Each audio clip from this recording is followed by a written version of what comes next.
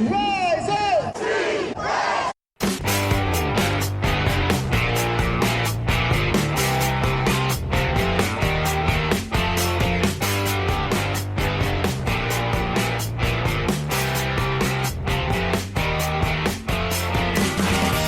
This is the Rise Up See Red podcast, all about the Arizona Cardinals and the NFL, featuring insider and outsider perspectives. Enjoy the best hour of Cardinals talk on the web.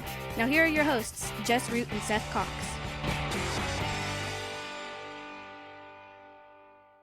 Hello, Arizona Cardinals fans, and welcome to the latest edition of the Rise Up See Red podcast. I'm your host, Jess Root from CardsWire.com, the USA Today NFL Wire site covering the Arizona Cardinals. My co-host, as always, is Seth Cox from RevengeOfTheBirds.com, SB Nation's Arizona Cardinals site, and also one of the hosts of the original Draft Breakdown podcast in its rebooted format with Justin Higdon. And they are offering a different type of format. They've got one free show every week you can find on all the podcast platforms, and then they offer as well a bonus episode during the week through Patreon. If you choose to become a patron that way. But we are here, episode 304, in the second of our traditional our yearly three draft preview shows. Our last episode last week, we went through the offensive. It was an extended episode. It was more than the best hour of Cardinals talk. It was the best hour and a half of Cardinals talk on the web. We talked offensive prospects, talking about all the different position groups. And we're going to do the same again tonight, only we're going to turn to the defensive side of the ball, as well as kind of talk about and break down the names that are most commonly connected with the Cardinals in the first round in terms of mock drafts. But Seth, tell us what's going on the podcast. I know you guys recorded one earlier this week. I already listened to it. It's a good one, especially for Cardinals fans who are interested in the cornerback position. Yeah, this week we had another guest on, Kyle Posey of Niners Nation and SB Nation. Overall, he does a lot with SB Nation, and he is a high school defensive coach, and so we had him on to kind of break down defensive backs and the cornerback position especially. We looked at the top guys in the draft and kind of where they fit, and so when and then we went through our 1 through 5 guys. Kyle actually gave his top 15 guys, so it was pretty interesting. And then later on this week, Justin and I'll break down our top 5 linebackers, off-ball linebackers, and then top 5 safeties this year in the draft. It's a lot of fun. Yeah, especially for Cardinals fans, I'd highly recommend the free show this week, like I did last week with the offensive line. We try to know a lot, and then we try to be very open to guys that know even more than us. And the week before, Sully talking offensive line, and then this week, Kyle discussing the cornerbacks, and you'll learn. You'll hear some lingo and some jargon, but you'll learn some things that maybe don't get discussed quite enough about these players, and something that Jess and I will try to kind of talk about a little bit tonight from even what we learned discussing things with Kyle last night. Well, let's go ahead and get started. We're going to talk first about the names connected, the scenarios connected with the Cardinals. Cornerback is the most common one. There's some offensive linemen, pass rushers, off-the-ball linebackers, if you can believe it. But if we could talk a little bit, because it's happened in a couple of mock drafts. In fact, both by NFL Network's Peter Schrager. He has had the Cardinals trading up. Now, if there's one thing about Peter Schrager that he seems to be really dialed in with the Cardinals. When it came down from the hiring of Cliff Kingsbury, Kyler Murray, if you ever watch Good Morning Football, he's the guy that stands for the Cardinals all the time. He has the guys. So he was all about Dan Arnold. He's all about Kyler Murray, Cliff Kingsbury. He got some cool things from Cliff Kingsbury at one point, and so I think he's got a little bit of insight. And he had his first mock draft had them trading up into the top 10 to select Florida tight end Kyle Pitts. And in the mock draft that was released on Tuesday, today, it was trading up to get one of the Alabama receivers that we're going to talk about, Jalen Waddle. We're kind of the top candidates. If we want to just, how likely do you see a scenario in which they trade up to get a weapon like Pitts or like Waddle or even Devontae Smith, one of those three big-time playmakers? I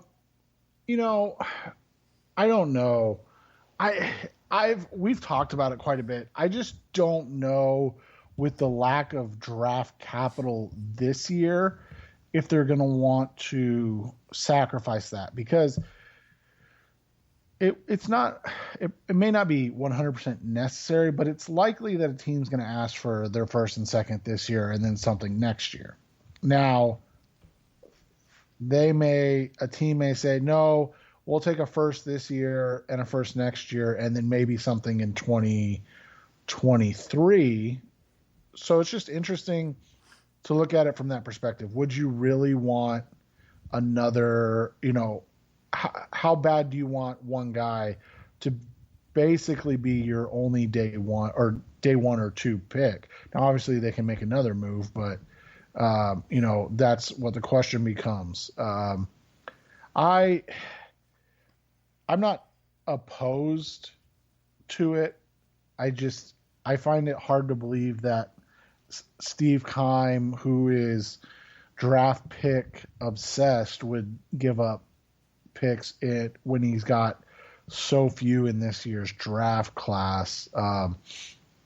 But I mean, if a guy like Kyle Pitts falls that you think is the final piece to the puzzle, then you can talk me into it a little more.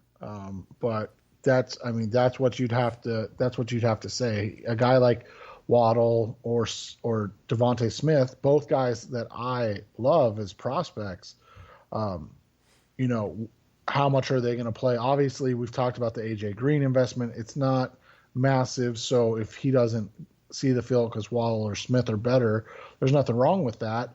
But what happens if you trade for one of those guys and then they end up sitting behind a 32-year-old Green and then the last year of Christian Kirk or even Andy Isabella?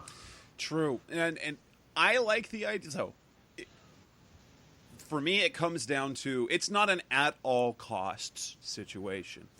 There is a price point. And I think for Pitts in particular, it has to be Pitts is the one in particular because the drop-off in talent from Pitts to your next tight end is significant. And so, and it's got to be a price point. What was it? I think it was when I ran a few simulations through on the Draft Network's mock draft simulator, and to get up to number 6, it was exorbitant. It was like the first and the second this year, and the first next year. Well, or maybe like first and second this year, first and second next year. I don't remember. But once you got to like number 8, it was like this year's first and next year's first, and then 9, if he even falls that far, this year's first and next year's second. And at that point, I'm good. I'm content with that. So in both situations, I don't necessarily. So the thing with Waddle or Smith, I do love both of them as well, but you think you might not, if you're going to trade up for it, you probably don't have to quite trade up that far. So it would seem like a little bit extra to have to trade up that high to get one of the receivers. As for Pitts, if you can get him in the 8-9 range, then it's a much more palatable trade. I don't want to trade into the top 10 necessarily for one of the 2 Alabama receivers, because I think either one would be really, really good here. And I think even if you're desperate to get him, you can probably do that at 11 or 12, when you're giving up maybe next year's third in addition, or this year's first and next year's third, or this year's first and next year's second. It's something, just so it's more palatable. It's not an all at all cost type situation. Now, if we take the trade thing off, we've got at number 16, kind of, if in my book, there are 4 ideal players that are, for me, aside from the trading up, it's a best case scenario. Tell me if your best case scenario is the same thing. For me, it comes down to 2 corners and to 2 receivers where, honestly, if one of them is there, I'm completely happy. And that would be Waddle, the 2 Alabama receivers, Jalen Waddle, Devontae Smith, or the cornerbacks, Alabama's Patrick Surtain and South Carolina's J.C. Horn. If any of those 4 are available, I want the Cardinals to get it. I'm going to weight cornerback a little higher because of the immediacy of the need, but I wouldn't be on, like, if I doubt there will be more than one available of those 4, but for me, they're my best case scenario. If everything falls right, one of those guys is there. Yeah, and I would agree with you. When you look at it from that perspective, the 2, probably biggest needs still remaining are corner and wide receiver. We can put tight end in there, but it's just such a one kind of day one class that I don't know if you can really put tight end there right now. So from that perspective, you say, okay, you have cornerback, say that's, need number 1, and then wide receiver is need number 2. If you can get one of the top 5 guys, and we'll put the 5 out there, we feel like it's impossible for them to get Jamar Chase. we completely ignore that notion, because if Chase is beyond number 6, what is going on? Right. So if you say, okay, there's 5 like absolute must have guys, and you say, Chase, Smith, and Waddle, and don't even rank them, just say those 5 guys, and then Horn and Surtain, that those are the ideal picks. And so in theory, if 5 quarterbacks go in the top 15, that's 10 players total.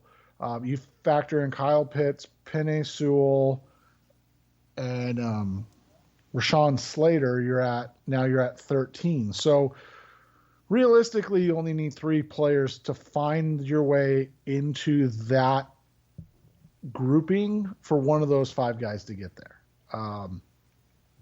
However, the more you kind of look at it, and even in the Mel Kiper Jr., Todd McShay dueling mock today, they had J.C. Horn somehow getting to the Cardinals at 16, and the likelihood of that is like, what, 22% or 28%? Yeah.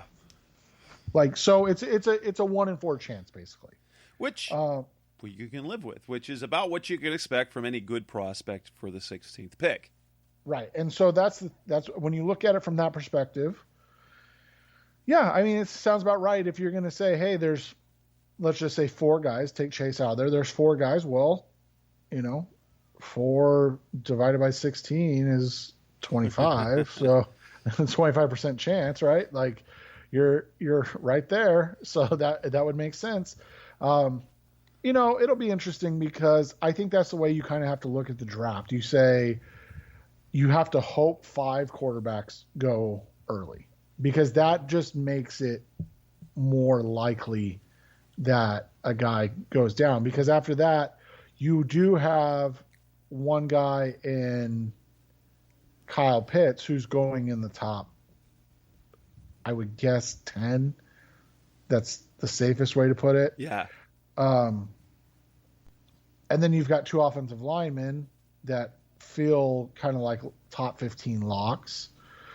So, from there, like I said, then it just kind of, you just kind of have to look at what other teams need. Now, the only problem with cornerback becomes, like pass rusher, you can never have enough. So teams could, in theory, look at going cornerback, even if it's not an immediate need. We've talked about like the Denver Broncos, for instance. It's a premium position, and especially when you've got a defensive head coach like Vic Fangio, right. he's going to want cover guys. Right. So what? They just went and got Kyle Fuller. It doesn't matter. He'd rather have two Kyle Fullers than one Kyle Fuller, so to speak. So, right. So, I mean, that's the hard part when you look at it. But ideally, one of those four guys is available at 16 and really makes your draft easy for you, right? Yes. Then it's not just, okay, you're thrilled that one of those guys, kind of like last year, it kind of felt like when Steve Keim got to number 8, that if either Derek Brown or Isaiah Simmons was on the board, he was super happy. And it wouldn't have mattered which one of us, whoever it was, that was his pick. And so if one of those four guys is there, but the problem is, and I wrote a mock draft not for Cards Wire, but for Sportsbook Wire. Yes, it's the USA Today sports gambling site, and so I wrote a mock draft for Sportsbook Wire, which has some odds kind of mixed in there for kind of the bets that you can make. But I mocked the first round, and the way I had it playing out is even with 4 quarterbacks going with the first 4 picks, those top 4 players were still off the board by the time the Cardinals came around, which then takes us to our next tier of players, where for me, there are a number of players I'm comfortable with, but I'm not excited about. Like I believe they're going to be good, and I think they'll fill needs. And so there's a number of players I'm okay with and I'm comfortable with, but none of them are on the same level as those top 4. Let's talk about some of those.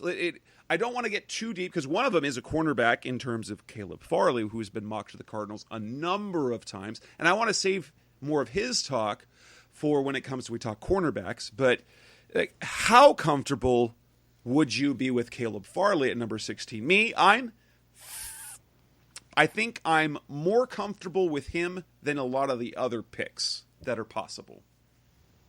Yeah, Farley's he's just such an injury concern for me. I'm not a huge fan of him at 16. In the podcast on the original Draft Breakdown podcast, I ranked him as my 7th guy, and that wasn't a shot. That's saying I would take him on day 2. All day on day 2, if he's there, I'm more comfortable with him than taking him, at a quote unquote premium pick at 16. So if I can get him at, a trade down and pick up even trade out of the first round and you pick him up, early on day 2, I'm okay with that. Rather than taking him at 16, just because, as I kind of explained to you earlier, it's the injury concern for me. And then at the same time, another cornerback that not really is getting talked about that high, but he should get in the conversation because of the production, would be Greg Newsome. He also has some durability concerns, but in terms of gameplay, there are some eye-popping numbers. I would be as well comfortable with him because I think he's going to be a really good player. He's not my favorite player, but I would be comfortable with him at 16 because of the immediacy and the long-term need at the cornerback position. Yeah, and on the podcast last night, Justin brought up the comparison that he's a lot like Kyle Fuller, and that that actually hit home with me pretty well, because when you look at him play and his style and even his build, he does have some Kyle Fuller in him in that sense. And so for that, I like him. He's my 2nd ranked corner in this class, even in front of Surtain, who's, definitely more the consensus guy. But I prefer Newsome and his athleticism, and athletic upside over Surtain and his what is without a doubt his immediacy and ability. But I would be fine with him. Now we go to the next group. So the receivers, if the top three aren't there, some people have the Cardinals taking, say, a Kadarius Toney. Is there a receiver? Honestly, I'm not in love with any receiver that's not those top three or the two Alabama guys at 16, because I don't know. I feel that with the number 16 pick, you want a borderline Pro Bowler, All-Pro, ideally, and rather than just a pretty good player. And I don't really feel necessarily that the receivers, which a lot of people say is a really good, but I think they're more specialized than anything else. You guys brought up some of the red flags about Rashad Bateman, Kadarius Toney. So I don't think there is a single receiver I would love at 16 if it's not Waddle or Smith. Yeah, and I would agree with that. I mean, if they took a guy, I've said it before, I think I would want Terrace Marshall if you're going to take a guy, and he's been getting mocked, kind of back end of round one.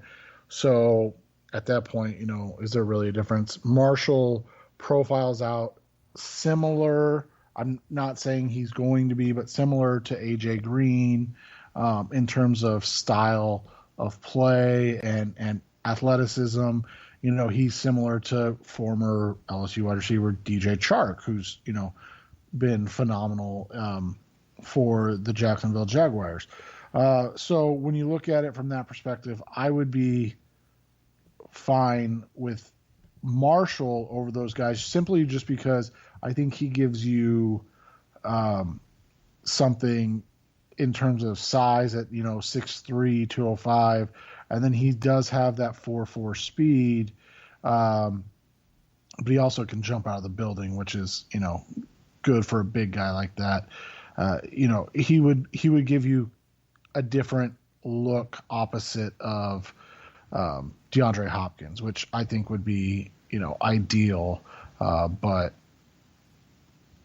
none of those other corners I'm necessarily enthralled with. As you said, it wouldn't be my first choice.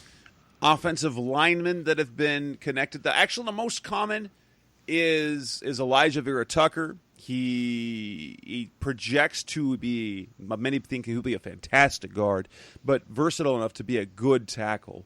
Elijah Vera Tucker. I know you and Blake, who is on the Revenge of the Birds podcast, really like Tevin. You talked about it last week. You like, what's his last name? I forget it now. Tevin Jenkins. Jenkins. Come on. Yeah. Tevin Jenkins. I totally I know blanked the first name. The first name definitely throws you off because you're like, wait a second, that's the Tevin Jenkins. You're like, that's take him, easy. you won't regret it. Then you've got Christian Darrisaw. If he falls, I've seen Christian Darrisaw mocked there. Is there a lineman? Like, I wouldn't love a lineman, but I'd be okay with it. Tevin Jenkins, because the thing is, for me, I don't think there's a lineman that's playing year one, but there is definitely uncertainty at guard at the neck after this season, because Justin Murray, Brian Winters, Josh Jones, Justin Pugh. Justin Pugh's not going to be on the team in a year from now. We don't know about Justin Murray. What the thing is, Brian Winters got a 1-year deal. Josh Jones, they can play guard tackle, but they might be talking more guard because they already brought back Kelvin Beachum. So Vera Tucker at 16, if more of a guard, it makes more sense in terms of stability on the line, but Jenkins does give you a more premium position at tackle. Darrisaw, there were concerns that were brought up in your podcast about Darrisaw's effort level, and so I wouldn't love any offensive line, but it does give the right message to your quarterback, who believes in adding offensive linemen. That does send the right message to Kyler Murray that they're committed to protecting him. I would be fine with some offensive linemen. Tevin Jenkins would be ideal. We talked about last week, if for some reason Rashawn Slater was available, he'd be a home run. He'd be a home run. and he's a guy that can literally play anywhere. So, you're okay with him. Ideally, I don't think offensive line would be the pick on day one, just because, as you said, you're probably not going to see much of them in this year. However, I do think they're, as you said, it would address the long-term goal need type of thing. So I don't think there's anything wrong with that pick. I just, like you, I don't love the idea at 16. However, like I said, if it's Tevin Jenkins, you're not going to hear me complain at all. Elijah Vera-Tucker, I'm a little less. It's not. It's a boring pick, honestly. well, and I mean, I think he's going to be good, but he's very much a finesse player in his style, and so I do wonder if that's ideal for them. Yeah. And so, whereas Jenkins is the most advanced run blocker thus far, in the class already. So, let's talk pass rushers, and then there's one. And then a couple of linebackers Kwity Paye, Michigan, athletic freak. Production doesn't necessarily match the athleticism. Then you've got Jalen Phillips. I think of all of the pass rushers, I think he's the one that. That's not necessarily true. Like Azeez Ojulari, I think he also fits in terms of what you want to bring. But Vance Joseph has taken like well-known 4-3 edge rushers and turned them into successful 3-4 outside backers as pass rushers. He did it with Bradley Chubb, and so I'm confident they can do that. But I'm not sold. And I know the Cardinals, their vice president of player personnel, Drew Gregson, talks about the strength of his edge class. I honestly don't see a high-end edge class. And while Jalen Phillips I'd be okay with, I don't know if I would be moderately excited for Kwity Paye, Jason Owe. There's some upside with the athleticism with these guys, but I'm less. I don't know. I'm less excited about a pass rusher than I think I would normally be in a regular year. Yeah, and I'm a big Phillips guy. He's my top rusher. That being said, same. I wouldn't mind him, but like I say, he's my top guy. But there are concerns with the medical retirement due to concussions. So that's that is a concern that you have to think about. And then when you look at it from the aspect of, so Phillips was my top guy. I believe I have Ojulari as my number 2. He's kind of, well, after Phillips, there's really no guy that combines any type of production with his athleticism. You're either talking about straight athleticism, whether it's Ojulari, Kwity Paye, Jason Owa, or you're talking about production and maybe a guy that doesn't have that athletic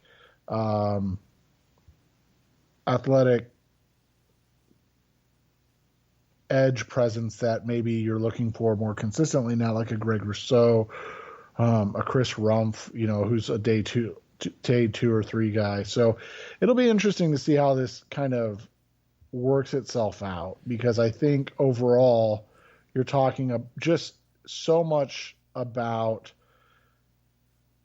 there's so few players in this class that you look at and go, oh, it would make sense to draft him because he's got so few weaknesses.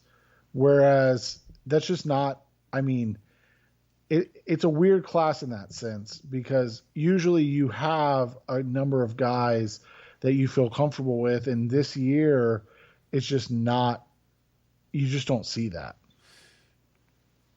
The other two players would be off the ball, inside back for the Cardinals. Micah Parsons, Penn State, and Zaven Collins, an interesting guy that we're hearing information. Pete Prisco had him going to the Cardinals number 16. He's a guy that Seth, you've talked about on the show as one of your favorite prospects in terms of talent. But he's built like a guy that the Cardinals would want to put at outside linebacker, and what we're hearing from people who are hearing things is that the Cardinals kind of like him to be an edge guy when he himself is saying being a forward rushing edge guy, it does not play to his strengths. I'm be okay with Collins because, I mean, if you're looking moving forward, he could play that base outside backer, but I think his future is at Jordan Hicks' position, and it'd be super exciting to have Collins and Isaiah Simmons for years to come. That said, I'd be comfortable with it, but I'm gonna wonder how they're gonna use him. Yeah, and that's my concern, and I tweeted about that tonight with the Tony Pauline report on Pro Football Network. It's a concern that you have to look at because this team doesn't have a history of necessarily putting together the most consistent path for rookies. And so to take a guy like Zaven Collins, who says his ideal position, and then move him to a position he says, I don't know if that's, would be my best usage. Man, doesn't that seem like... It seems exactly like what the Cardinals like to do. Take a guy and move him. Right. And so that's, to me, that's the less than ideal way to look at it. But, it is what it is. So we'll see kind of what happens with that. But I think Collins is going to be a star. So I hate to say you can't mess it up. but the Cardinals could. Right, exactly. All right. We've spent a lot of time on the potential picks. We haven't even delved into the defensive prospects of the draft. So coming up next on the Rise of C-Red podcast, the best ever Cardinals talk on the web, we're going to start doing that. But we're going to lead with cornerback. We're going to go in this order. We're going to go cornerback, pass rusher, off the ball, linebacker, and then go to safety if kind of in that direction. And that's how we'll lead the show. So coming next on the Rise of C-Red podcast, the best ever Cardinals talk on the web, we're going to talk cornerbacks, the position arguably of the best of the greatest need. That's coming next on Rise of C-Red. We're back on the Rise of C-Red podcast, the best ever Cardinals talk on the web. Cornerbacks, we've delved into that a little bit. So we know some names of guys that are, we don't need to go into great detail. If there's four names that make the most sense, the two, we've talked J.C. Horn, Patrick Surtain. Based on what was on the podcast yesterday on Monday, is that KP really loved J.C. Horn because he kind of does everything well. What's really neat about this class is that this cornerback class has a bunch of sons of former sons of NFL players, which is really nice. J.C. Horn, son of Joe Horn, was a great receiver. Patrick Surtain, who was the son of Patrick Surtain. You've got Asante Samuel Jr., who was the son of Asante Samuel. So you've got some really good bloodlines in this year's cornerback class. It seems that the writers of the internet, the reporters out there, feel that Patrick Surtain is the number one. Horn probably is the overall perfect fit for the Cardinals, but I wouldn't complain about either one. What makes Horn a little bit better than Surtain overall? I just smoothness and overall athleticism. Surtain's a little tight, and those Bama corners do get a lot more help than a guy like Horn did at South Carolina. Now, to be fair to Surtain, they weren't the Bama defense of old while he was there. So, but they tend to, get a little more help. The other thing with Horn is he comes and plays in a more physical play style. Something, as you alluded to, the Cardinals could use. Not to say that Surtain's not a physical presence or a willing tackler, just, something that is not as much of a strength. And then you've got, the fact that Horn is a guy that makes a lot of plays on the ball. I think the combination of all of that, he's got some Aqib Talib, like Jalen Ramsey to him. And that's not to say that Surtain is not very good. It's just to say that when you're looking at maybe an alpha kind of cornerback, you're looking at, maybe Surtain as like Antonio Cromartie, and then J.C. Horn potentially being, like I said, Aqib Talib or Jalen Ramsey. So you're talking about, a really good borderline Pro Bowl player in Cromartie, or a all-pro type of player, that. And so you're not far away in terms of abilities. You're just talking about slightly different playing styles and maybe high-end output and comps. You got Newsome, you've got Farley. Was it Tyson Campbell? That was kind of the name that surprised me. I don't know. Kyle said it was his guy. You've got Asante Samuel, Paulson Adebo. You've talked about in terms of just ball production, in terms of pass breakups and interceptions, in terms of targets. Newsome and Adebo were fantastic in terms of that. Newsome, who, yeah, I like the word that he's a nuisance for. He's a guy that causes problems for receivers. What are some, so you feel kind of the 4 day one guys would be Farley, Newsome. If they go further back in the first round, you could get some fringe guys.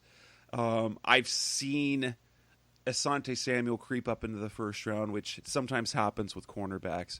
But talk day two. So if they don't go cornerback in round one and they go with a receiver or they go with a pass rusher on day two, and then some of the sleepers. On day two, who are some of the other names? We know Paulson Adebo. We know Asante Samuel. Was it? Who was the guy for? Was it Tyson Campbell? Was the name of him? Yeah, Tyson Campbell. That's Kyle's favorite. He after J.C. Horn. Campbell's a guy that profiles out really well. First off, he's a special like athlete that you rarely kind of seen in terms of just play speed. He compared him to Marlon Humphrey when you watch how he plays the game. He is a guy that gets his hands on a lot of balls, but he's also a guy that got beat a lot. And the reason he got beat so much was due to how he tends to take chances. So that's what the question becomes for Campbell. Are you willing to live? Because he's a guy that could be there on day two for the Cardinals if they go, a wide receiver on day one. He could be a guy that's there at 49. And for me, I've said that all along. Campbell and Adebo at 49, I love that potential there. What about guys like Central Florida's Aaron Robinson, or as well, I just blanked, Kelvin Joseph out of Kentucky? Joseph's an interesting one because he is a transfer from LSU, or sorry, maybe it was Alabama. He was a transfer from a big school. I can't remember which one, to be completely honest right now. I'll look real quick while we're discussing it. But he's a transfer from one of those big schools, and he played. LSU. Yeah, LSU. So played on special teams as a freshman and then was suspended, and it had to end up going to Kentucky, and then was good at Kentucky. So the question becomes, you know, one you're talking about obviously an uber athlete that is going to compete at a high level, that was good enough to go play at LSU. So this isn't a Kentucky guy who played above his head. No, instead, this is a LSU guy who ended up being in trouble and had to go to Kentucky. He played well at Kentucky, but he definitely has some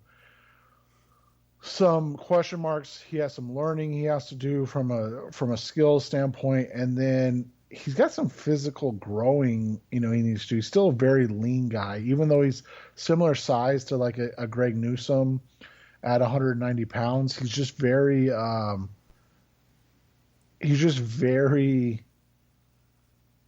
lean, but he's a phenomenal athlete.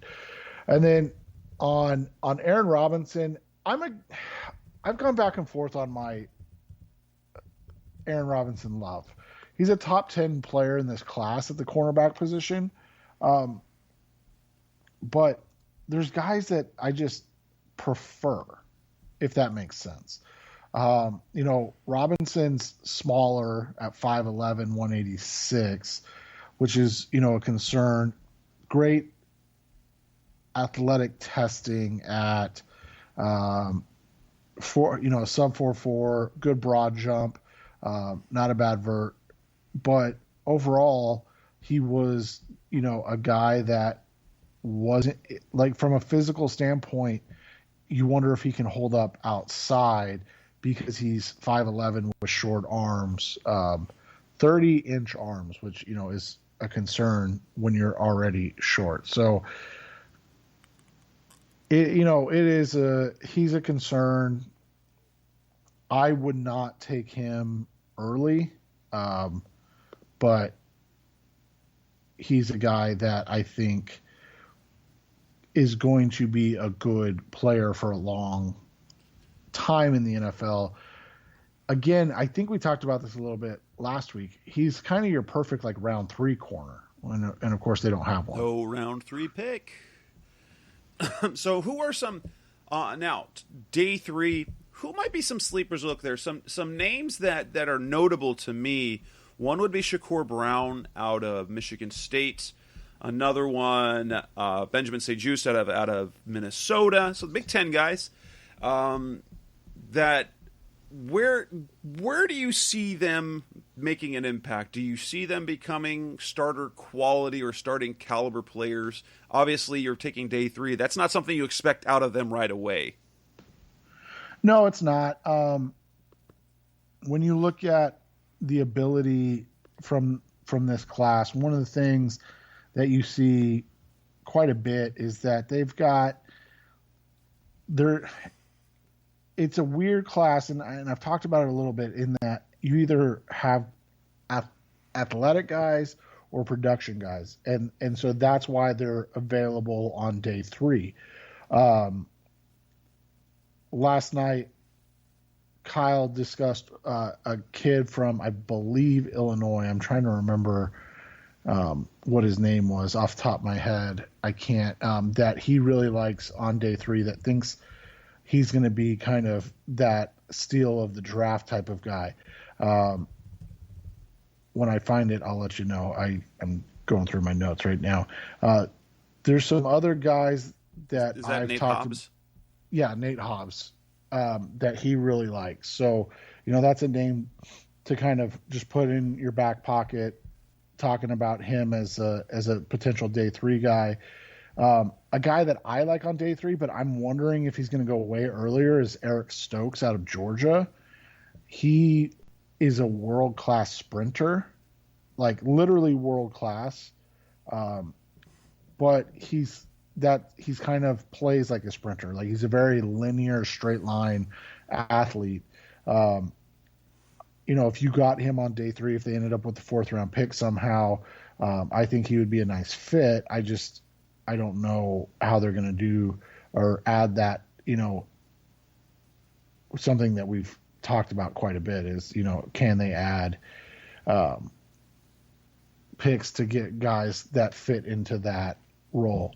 Then there was a guy out of Texas Tech, I think McPherson's his name. Zach McPherson is another one of those day 3 guys to kind of know. Again, similar size to like Aaron Robinson that I talked about, but you're getting him on day 3. So that's kind of the difference. He's not quite as explosive as Robinson, but he's a guy that had decent production, lined up outside quite a bit in the Big 12, and we know that they like to throw the football a lot there. So he's not a top end guy by any means, but he's a good one. And then the last one, Diamador Lenore is a guy I talked about last night. He's kind of a tweener. It's going to be interesting to see where he lines up, because I think teams will like him as kind of a Jimmy Ward type of guy that plays that safety / nickel. And you and I've discussed that maybe that's what they're looking for is a nickel slot guy, where they're willing to move Byron Murphy outside if need be. So that's the question on that one. When you look at this class, I think there's going to be a lot of good choices that they can make. And I don't think they can go wrong in any round, even on day 3, where you're talking maybe 5th round guys like McPherson or Hobbs or Lenore. So you're talking comfort level with a Horn or Surtain, or a Newsome at 16, maybe even a Farley if you're comfortable with his medicals, and then an Adebo or a Campbell at 49, and then you've got guys at that. I think the next pick is 160. If they don't make any moves that you can be comfortable with that we just discussed. Coming up next on the Rise Up C-Red podcast, the best of Cardinals talk on the web. Let's move on and talk about the pass rushers. Let's discuss that a little bit. That's coming up next on Rise Up C-Red. We're back on the Rise Up C-Red podcast, the best of Cardinals talk on the web. Pass rushers. We talked a little bit about those pass rushers in the first round. Jalen Phillips, Kwity Paye. You've got Azeez Ojulari. You've got Greg Rousseau. You've got, there's another one I can't, though, Jason Owe. What do we look at in terms of guys that might be there in round 2, who might be there at 49, and then some sleepers at the back end? Apparently, the Cardinals like the edge class, but it doesn't feel like, right now, it doesn't feel like you're going to find, because historically, your great pass rushers are pretty much all first-round picks. Now we're starting to see a little more diversity in terms of where they're selected, but they're not there aren't premier pass rushers over an entire career. They're guys that you'll get some big years and some less than great years. In round 2, the one name that I think you've brought up before is Joseph Osai out of Texas. Is there anyone else of note? I like Carlos Basham, but it feels like his name's moving up quite a bit from Wake Forest. He's another kind of big edge guy, 6'3", 270. Had a decent workout, 4.64 40, 4.25 shuttle, which was good for him. And then he had a good broad jump at 122 inches. So athletic enough type guy. Production wise, it was good. It wasn't great by any means, but that's what we've talked about. This edge class doesn't really put together a guy that produced and a guy that's got elite athleticism. So Basham's a guy that maybe, but I'm seeing him kind of slowly work his way into the top 40. So that might be slightly out of the Cardinals' range there. You mentioned Osai, same type of thing. I mean, he's all of a sudden you're seeing him mentioned as maybe a top 40 pick. And so it'll be interesting to see where he falls, because he's definitely like part of the get off the bus team. Like you look at Joseph Osai and you're like, oh, that dude's a football player, right? Like he's cut, he's athletic, he's physical, but he's never really put it all together to become a complete pass rusher. So that'll be again another interesting one to kind of follow along. Really, I don't think there's any other day 2 guys, even if they had a 3rd round. I mean, this is just an interesting draft class, and something that we've talked about is that there's just not a ton of guys that warrant early round picks. There's a bunch of guys that I think have a chance to have some production in the NFL, but they just haven't put it together enough to qualify or really interest you at pick 49. If for some reason like an Ojulari or an Owe fell out of the 1st round, maybe those guys fit the profile, but because there is such a lack or, a dearth of that talent, I just don't see it happening. Day 3 guys, are there anybody worth noting? Pass rushers on day 3 are they're rare that you get production out of day 3. I know the one that I've had a guy ride on a couple times, Chris Rumpf out of Duke. There's some edge guys at Pitt. I think there's 2 or 3 of them. Yeah, Rashard Weaver and something Jones, can't remember off the top of my head, are both interesting day 3 guys. Quincy Roche is the 3rd guy from Miami. It's crazy to think that they could have 3 pass rushers drafted in this draft. Roche is, kind of a different one at 6'3", 250. He's a little bit more of like a short and squatty, and obviously I don't mean that as an insult. He, again, testing wise, it's fine. Good short area quickness. But again, production wise, he's got 1 big season and 2 kind of seasons. So that's where, you look at and you find him maybe at pick 160. Hamilcar Rashed is a guy you and I have talked about, I believe, on the show. If not, we've talked about him off the show. My word, his production in 2019 was insane. And 2020, what happened? Now, we talked about the fact that 2020 was a weird year for the Pac-12. And it probably would have, based on what he saw, opting out would have been good, because he would have been, I'm sure, a 1st-round pass rusher, because he's got length, he's got production.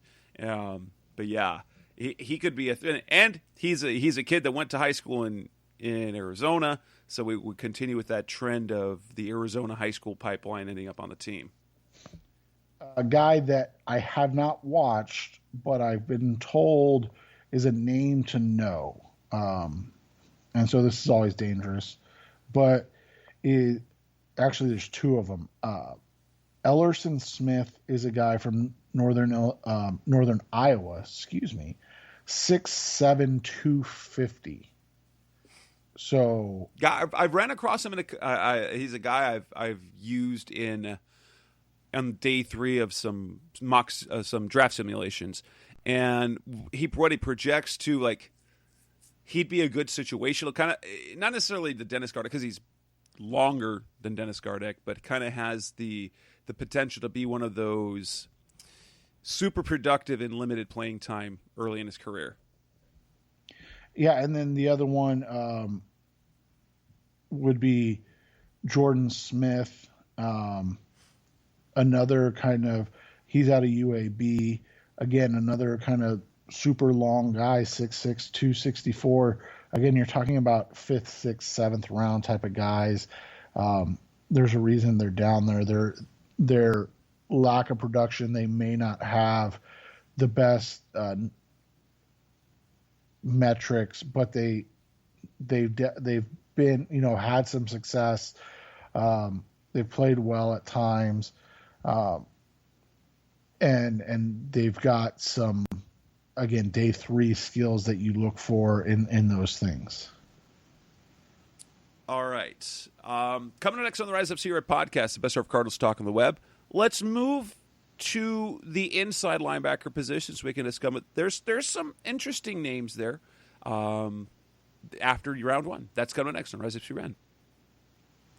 We're back on the Rise Up C Red podcast, the best of Cardinals talk on the web. Let's move on to the off-the-ball backers, which for the Cardinals means inside linebacker, where the starting lineup's fine. They've got Jordan Hicks, they've got Isaiah Simmons, and they've got Tanner Vallejo, but they don't really have an answer beyond this season. And Hicks is likely going to be playing his final season with the Cardinals this year based on his contract redo. So you've got Zaven Collins, you've got Micah Parsons at the top of the first round. If you want to go smaller, kind of your Deon Buchanan style build, you've got Jeremiah Owusu-Koramoah. Any of those, like we talked about Collins, I think we kind of glossed over Parsons because we don't suspect that he's going to be available at 16. He would be, as long as you can get over the hazing thing for his freshman year. If that is vetted, he and Simmons be really, really, like, same thing with Collins, only Parsons isn't as ginormous as Collins. One thing, the way someone described him on Twitter, it's like watching on a video game where he is just a giant. Like, he's a created player that is 2 times the size of everyone else on the field. Parsons has the athleticism, the production. Everyone that I've in terms of playing the inside backer position or the off-ball linebacker, that he's going to be a stud, and there's nothing stopping him. Yeah, Parsons is kind of your can't-miss guy of this draft. I say the same thing about Collins, but Parsons is more of a pure linebacker, if you will. If Parsons somehow fell to 16, that would be kind of an interesting fit, because we've talked about how much this team has invested at the inside linebacker position, but it could be one of those situations where it's just too good of an opportunity to pass up. So maybe you go with Parsons because he's the best player that fell, to that area. From there, it gets interesting because I think the next guy is probably going to be JOK, like he talked about, out of Notre Dame. I don't know if the Cardinals can afford to get another one of those guys, though. I don't think he can play with Isaiah Simmons. You'd be incredibly athletic out there. You don't have a natural inside linebacker that it loves to take on blockers. You have 2 guys that excel in running and chasing more than anything else. So from that perspective, I just don't know if JOK is the fit. Jamin Davis out of Kentucky is another interesting one. For a time, I thought he was going to be available at 49. I just don't see it now. I think he's going to end up going kind of back end of round 1. He is another one of those kind of uber athletic framed guys that could end up being, the playmaker of this class. 6'3", 235, ran a 4.3, 740, had a 42-inch vertical and a 132-inch broad jump. Like, he's legitimately a freak of nature. And then he's played the linebacker position and done it really well. He's not a coverage guy, which is one of the big kind of question marks about him, but he is a downhill guy that has a lot of success working downhill, something that, like I said, could be a fit next to Isaiah Simmons. Again, I just don't think he's going to be there.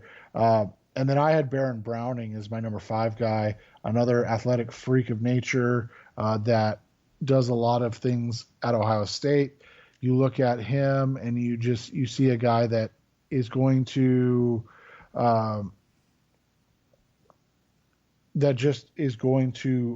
be a productive day 2 linebacker for a long time in the NFL. Couple guys, Justin Light, Buddy Johnson out of A&M. I don't know if he fits. Again, he's a bit undersized at 6 feet, 230. Not sure that he's going to be the ideal partner next to Isaiah Simmons. And that's kind of what you have to look at when you're looking at linebackers. One name to know that I like, little undersized, but he doesn't know it, and that's probably why he's not going to be around forever, is Isaiah McDuffie out of Boston College. 6'1", 230, ran well enough, 4.59 guy. The rest of it was just okay, but another kind of downhill guy that loves the physicality. He's not as athletic as Dennis Gardeck, but his style of play reminds me of Dennis Gardeck, where he really likes to bring the physicalness to the opposing player. He's a guy that you could be looking at like a pick 160, and we know that they love those guys that look like special teams, kind of fill in early, and then you go from there. What do you think of Nick Bolton out of Missouri? I'm not a huge Bolton fan. He plays a little bit like JOK does, but he's not as athletic as JOK. He's a straight line, kind of linear guy. Here's what I said. He and McDuffie actually remind me of similarity in kind of how they play, but one of them I could get at, one of them I would have to probably take at 49, and one of them I could take at 160 or even in the 6th round. Anybody else of note at linebacker? I did forget to mention one edge player that I had written down. Joe Tryon out of Washington is a guy to know at 49. He could be an edge kind of fit for this team and what they need. I don't know if they're going to be looking edge, but he's the one guy at 49 outside of maybe a Carlos Basham that we haven't heard going up into round 1 quite yet.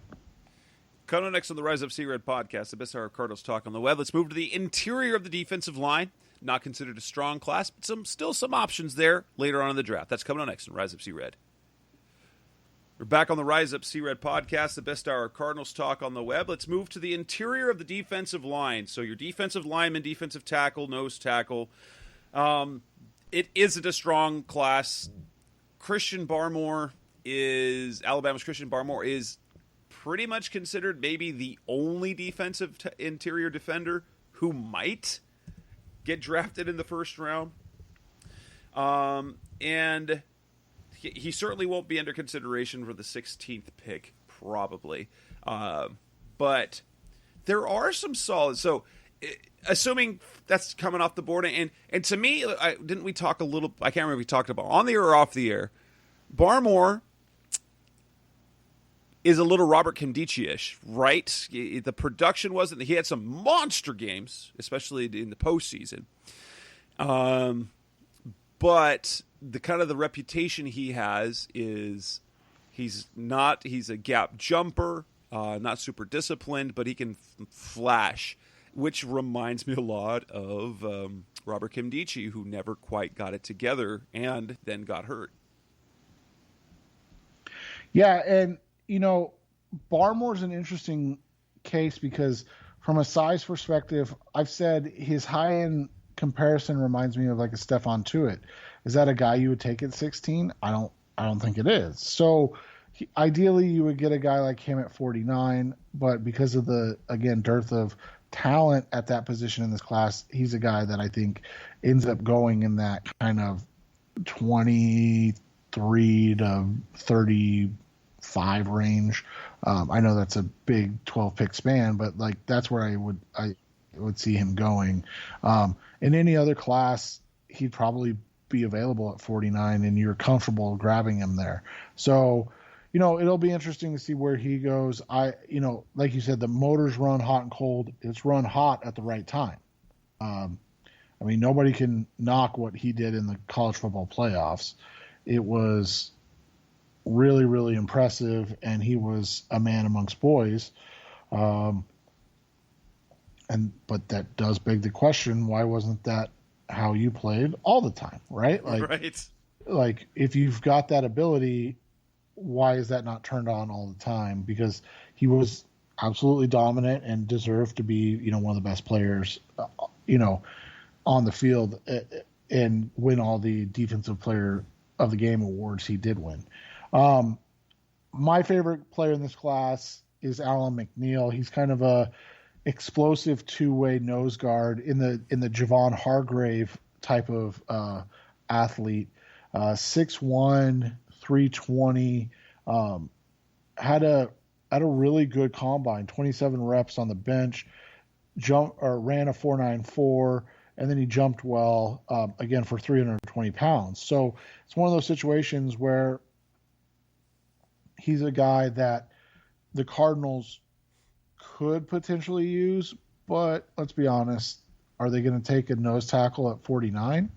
I just don't see it happening. The defensive line is intriguing to me because of who they added. They got J.J. Watt. They added Jordan Phillips last year.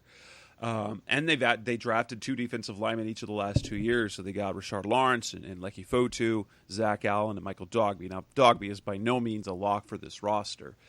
It might be where they kind of ignore, but it's interesting because some of my favorite defensive linemen, I don't know if they'll last all the way to round 5, and there's probably not. I don't know if he'd be there. It's probably too rich at round 2. But UCLA's Osa Idijizua, he's fun. Having watched the Pac-12, that's kind of what I do. He is super disruptive. I like, and there's 3 guys in the Pac-12 I like. You've got him. You've got Levi Onwuzurike out of Washington, and he's got some explosiveness to him because he's 290 pounds and ran the 40 in 4.85.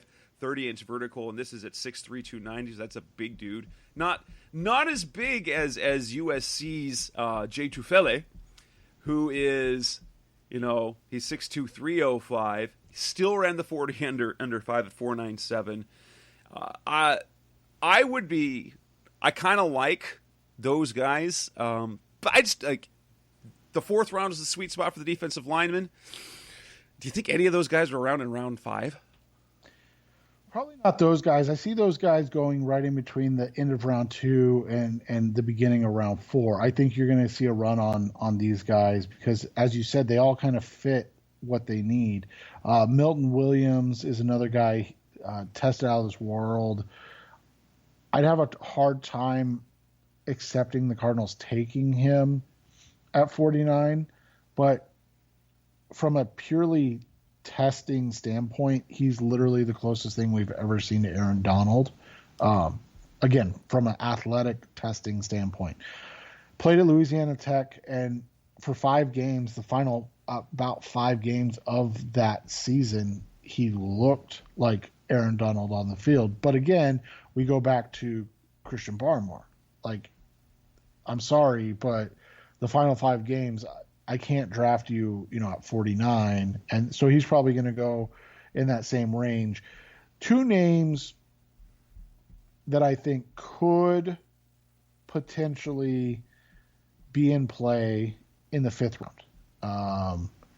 And that's, again, where the Cardinals have that next pick, because the guys you mentioned, all really good potential starting guys in year 2 as pros.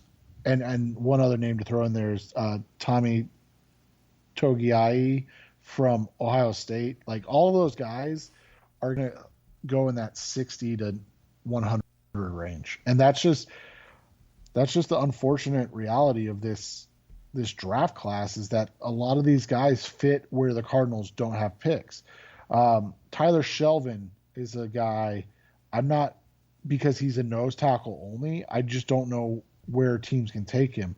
6'2" and, a slim, trim, 350 pounds, played at LSU. He is your prototypical run-stopping nose tackle. If you can get him at 160, I think that is ideal, right? To get a guy that's going to play 35-40% of the snaps there, I feel like would be ideal. And then again, kind of a late round flyer type of guy that I like, that very many people will not like, and that's because he's built like, well, me. Darius Stills out of Virginia, or West Virginia, sorry. 6 feet, 275 pounds, but he plays nose tackle. His What? Game, yeah, I'm not joking. He's 6 feet, 275 pound nose tackle. He reminds me, the way he plays is similar to Darnell Dockett. Now, I'm not saying he's Darnell Dockett by any means, but he plays in that similar way. He's got really, really good burst off the line. He ran a 7.23 cone, which is like 92nd percentile for his size, and he jumped really well. 33-inch vertical, again, at his size, is actually really crazy. But you're talking about an anomaly. So you're talking about a guy in one of those 2 7th-round picks. That's where you're looking at him at. You're not looking at him, any sooner than that. But, I try to guess on guys, and Stills is a guy that I like and that I think could fit into what the Cardinals like to do in their attacking kind of front defensively. Coming next on the Rise of C-Red podcast, the best hour of Cardinals talk on the web. One position group left to talk about, and that's at safety. That's coming up next, Rise Up C-Red. We're back on the Rise Up C-Red podcast, the best hour of Cardinals talk on the web. Safety. Kyle Posey did not like this safety class. There are kind of some different thoughts on it. There are guys, so one who's getting some love I've seen in mock drafts going as high as the middle of the first round, even going like at number 14 to the Minnesota Vikings, is TCU's Trevon Moehrig. And Kyle did not really like him because he basically saying he doesn't do any of the things well that you want a safety to do. Do you feel the same way about the safety class that is really sort of Yeah, I'm not a huge fan of it. And I'll be honest, and I talked about this last night on the Patreon podcast. I didn't watch a ton of it till late because I just look at the Cardinals and I'm like, well, they're not going to draft a safety. Right. I mean, you've got Budda Baker, they really like Jalen Thompson, and even beyond that, I still think that they kind of believe that Deontay Thompson, DT, can be something as a kind of a starter. But and then they brought back Chris Banjo. They signed Sean Williams. Like, the outside of quarterback, the only other room that doesn't make a whole lot of sense is safety. And day 3 for me, that's the sweet spot because then you can get a special teams guy. Yeah, and so there's a couple guys that I do like. I talked about, again, so if you want to be a patron, it's $2 a month. It's nothing out of this world, but I'll tell you on here too because I like you guys. One name to know is Divine Diablo, and no, I'm not making that up. I love the name. It's my favorite. He played at Virginia Tech. He is basically a linebacker. Like, he's the opposite of everything the Cardinals ever do. Like, he is a linebacker in a safety body. 6'3", 226 pounds, but he is incredibly athletic. I feel like that would be an ideal kind of 6th-round type of pick. Now, the question is, does he get there? Because at 6'3", 226, that, running I think he ran a 4.42 40. Like there's going to be a lot of teams that are like, oh, we can get the most out of him. But if you can get him on day 3, round 5, I think he would be kind of ideal to be that, safety that you have in the system, but also an immediate special teams contributor. From there, there's some guys that I'm just interested in. I'm kind of following where they go. It's not that I don't like them. It's just I'm only going to take them in certain areas. Javon Holland is one of them. I'm not sure where he goes. I like Richie Grant out of UCF, but again, I don't. Where does he go? The guy I talked about quite a bit last night, Jamar Johnson out of Indiana, he's projected to go on day 2. I would not, and not that he's a bad player by any means. I actually think he's the best safety in this class. I just don't know if I want to take a safety at 49, right? Right. With so many other needs on this team, but he's, incredibly, fluid and in the way he plays the game. He actually reminds me a lot of Tony Jefferson, like just that natural safety that understands where to be and how to get there. He's a little more athletic than Tony was, just on the numbers, but we all know that didn't matter for Tony. He made plays all over the field all the time. A name that perhaps know whether he's a guy that gets drafted on day 3 or a priority free agent. They have met with Auburn safety Jordan Peters, got some athleticism to him. Didn't like his 40 wasn't that great. It was in the 4.6s, I think, but with a 39.5-inch vert, 10 foot 4-inch broad jump, and he blocked 5 kicks in college. So that he's not the super athletic, the uber athletic. He's got some athleticism, but he was great on special teams in college. That might be a guy you might see added on late. So perhaps a 6th or 7th round guy. Yeah, and that's the thing. Again, when we're discussing safeties, we're kind of assuming that we're looking at guys like Caden Stearns out of Texas that, ran a sub 4.40 and that jumped out of the building. Okay, so this is a athletic freak at 6 foot, 205 pounds. Obviously didn't make a ton of plays in college, and there's a reason why he is, not being talked about even in the first 2 days of the draft. But he's got elite athleticism and could probably be a key special teamer. And that's what I've talked about before. That's what you're looking for in safeties coming out. Either guys that you see down the line can be contributors or guys that can contribute immediately on special teams. Any other guys to know at safety? Not off the top of my head, really, because again, this is a class where you're probably going to see them going when the Cardinals aren't picking, or when you and I wouldn't want to see the Cardinals making a pick at safety. So with that, we will wrap up this edition of the Rise Up Sea Red podcast. We will be back again in a week. Next week's show, heading into the NFL draft week, we will run our mock draft. We will mock the first round of the draft, see how we do. And then the week after that, of course, it will be breaking down what the Cardinals did in the draft. So we've got 2 shows coming in the next 2 weeks. And then after that, things start to get a little bit slower. But this is the Rise of Sea Red podcast. I'm Jess Root. That's Seth Cox. Thanks for listening. As always, we'll be back again next week. Thanks for listening to the latest edition of the Rise Up Sea Red podcast. Listen to previous episodes and subscribe to the show on Apple Podcasts, Stitcher Radio, Audioboom, or many other podcast platforms, so shows are delivered directly to your mobile device. Please give the show a 5-star rating and always support the sponsors who support the show.